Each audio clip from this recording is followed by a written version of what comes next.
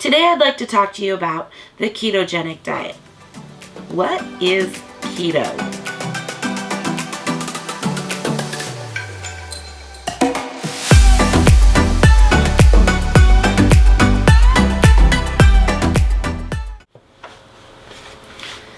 Good morning and welcome back to Beck Does.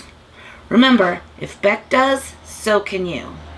Life is hard, so I figured if I finally could do it with all of my failures and struggles, then you can too. So it's a very basic concept. It's the complete opposite of everything my parents and I have grown up with, and likely the same for you. So the traditional American diet and the recommended government guidelines are heavy on carbohydrates and sugars, different kinds of sweeteners, and we're very much used to that. Moderate on protein and very low fat. Now this is causing all kinds of problems. And as you can see, not only because of the carbohydrates, but also the preservatives and all of the things that they add in there, all the chemicals, the MSGs, the plastics that surround us. It's really damaging our bodies. And I started noticing in my late teens, the damage started showing. And so I thought, oh, I must be doing something wrong. So I need to diet and exercise. Well, the diet and exercise recommendations are generally high carb, moderate protein, low fat. Even sometimes no fat. Have you ever tried one of those no fat diets? Oh, talk about miserable. Have you ever tried one of those no carb diets? Whoa, that's a painful experience. So a keto diet, ketogenic, is basically using your fat for energy or consuming fat for energy. Our bodies are used to taking carbohydrates and converting that into energy. Did you even know that your body can use various sources of energy? I had no idea. Which is why it completely blew my mind to find out that I could eat fat, feel full. It wasn't making me fat, but I was having more energy to do things. I actually can think more clearly. That's why those no-fat diets are a big bummer, because your brain will stop functioning. It needs that fat. And I've heard a lot of people say you need carbohydrates for brain function. And ketogenic diet is not no carbohydrates. The carbohydrates you get are from vegetables, green leafy vegetables, a lot of above ground vegetables, and low starchy or no starchy vegetables. And a little bit of fruit. That's where I get my sweetness from usually. Either from a keto approved sweetener, or from some berries. Did you know we could have some berries? Ooh, those first few weeks on keto, you're doing a lot of adjustments. Your body is learning how to take fat and use it for energy because it hasn't had to use that process in a long time. You are not going into starvation mode. In fact, the first couple of days you might feel a little bit sick. And that's because you're having carbohydrate withdrawals. Just like drugs or alcohol, any kind of addiction that you have, it changes the chemical processes in your brain. You crave certain things.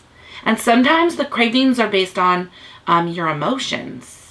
So if you're an emotional eater and you're having a really crummy day, you might come home and want some bread or some desserts or something like that. It's really important that we identify why we're eating, because you really should only be eating when you're hungry. Here's the thing though.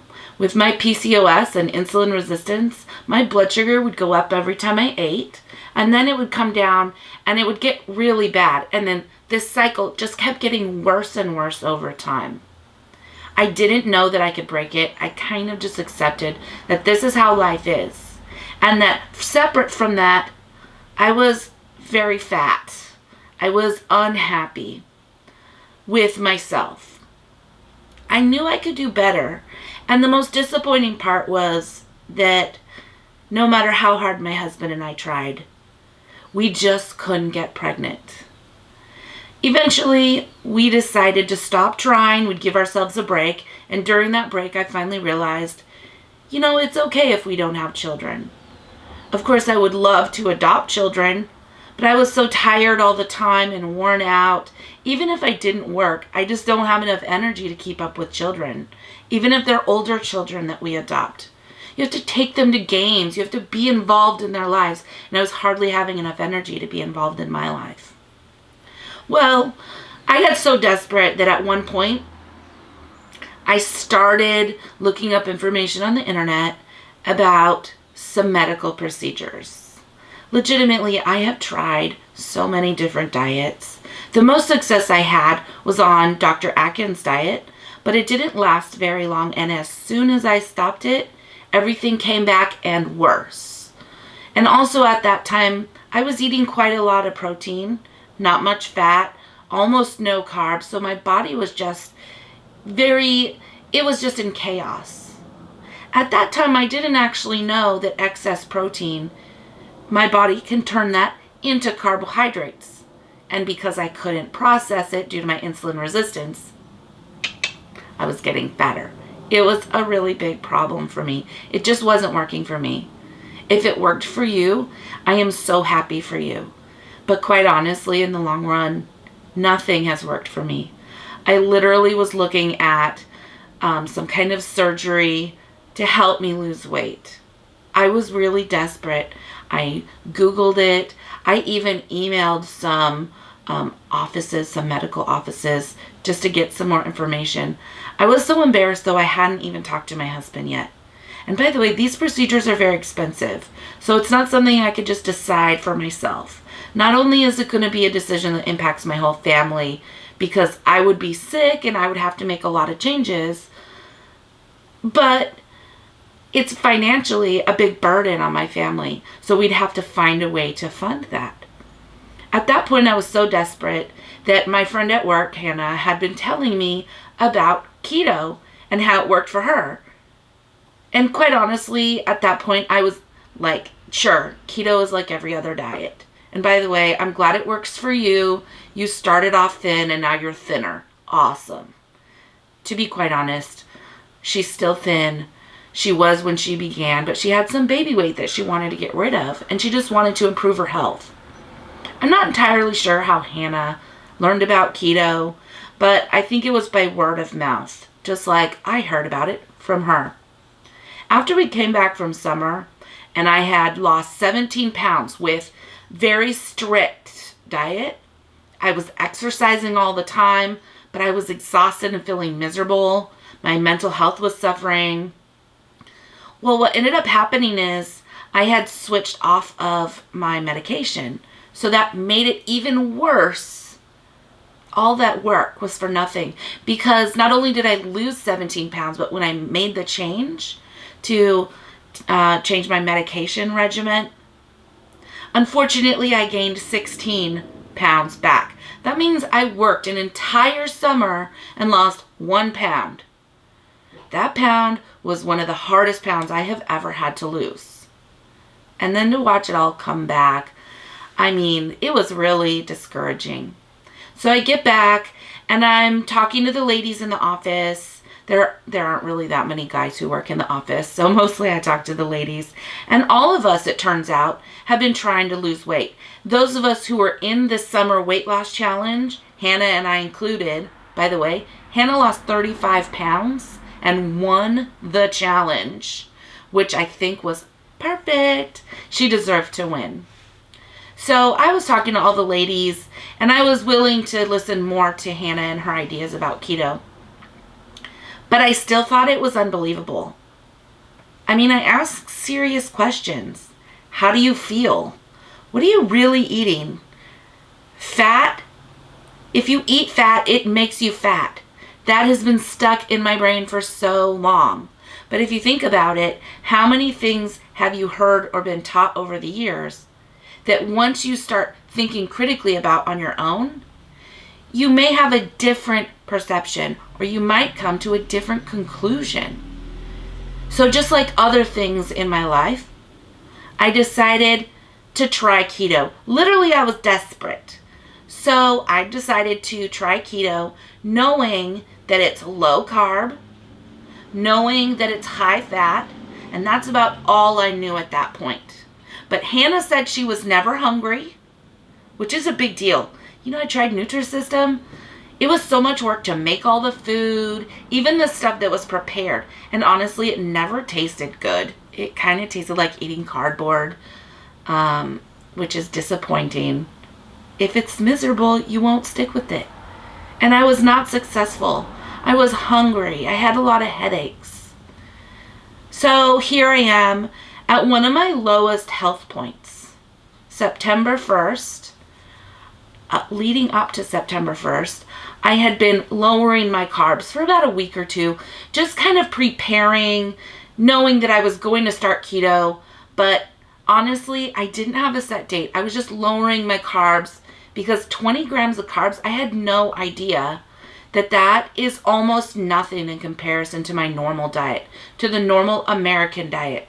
We eat about 350 grams of carbs a day, and that's an average. That means a lot of us are eating so much more, and some are eating less, but for the most part, it's in everything. Sugars, flours, corn is in everything. There's so much sugar in corn. Just things that I would take for granted. And when I didn't feel good, honestly, I was on metformin for quite a long time, and I never felt good on metformin. It was supposed to help regulate that insulin resistance. But I felt terrible. I always had diarrhea.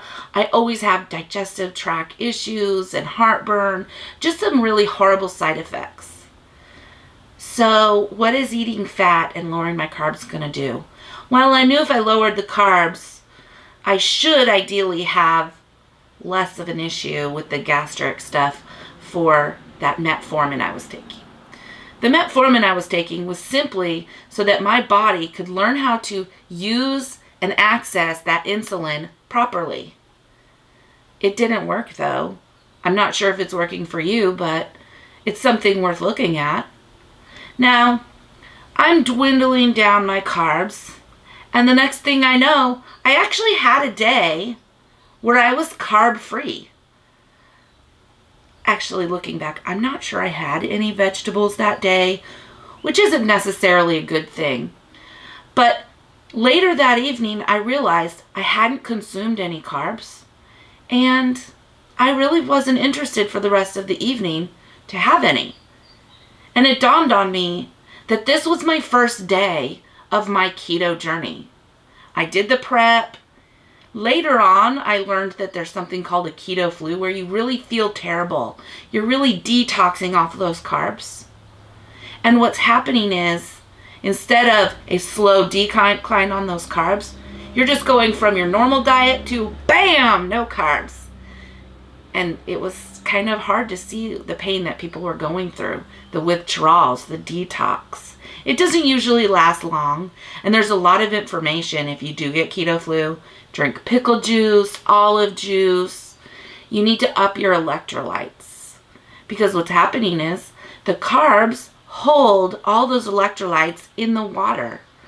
But if you don't have all those carbs, you're no longer retaining water. It's flushing right out of your system. When all that water flushes out of your system, guess what it takes with it? Sodium, calcium, magnesium, and potassium. These are things that are vital to life. So do I salt my food? Heck yeah, I salt my food a lot. I don't like eating a salt lick, that's for sure. But I do what I can to add additional sodium and salt to my diet and to my family's diet to make sure we're getting enough of those electrolytes. So, again, what is the ketogenic diet, or keto for short? The keto diet is training your body to use fat for energy. Have I been energetic? You bet I have. I know the weight is a number. I'm down 49 pounds and several dress sizes, but I feel amazing. I am not on metformin. I consulted with my doctor. It was a great thing. If I'm not consuming carbs that my body can't process, I don't really need the metformin to help my body process it, because it's not there to process anymore.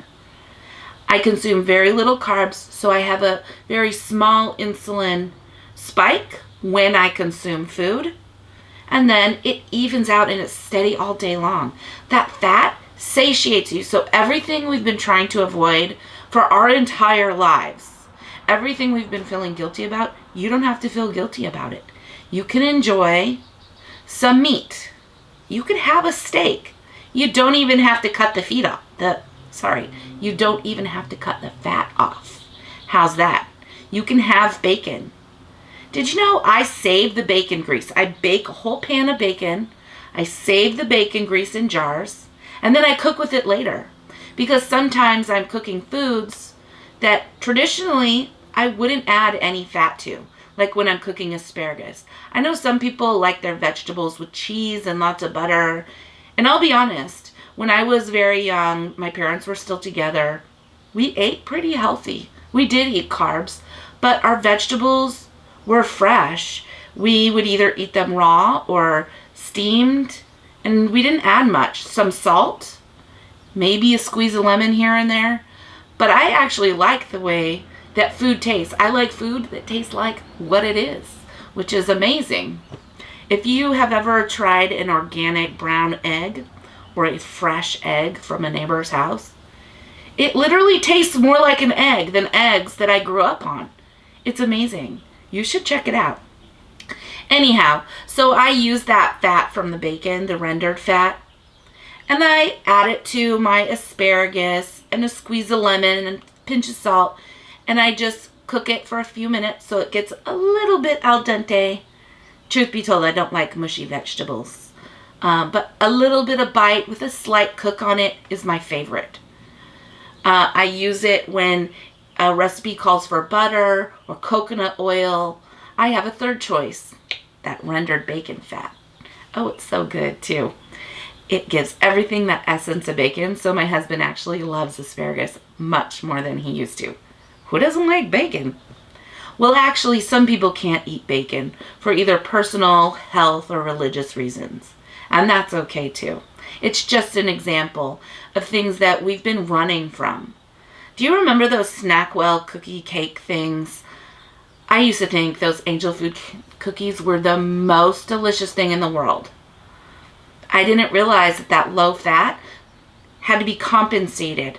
They take out the fat so it's low or no fat, but they add more sugar or more preservatives to make sure it's shelf stable, to make sure it tastes good.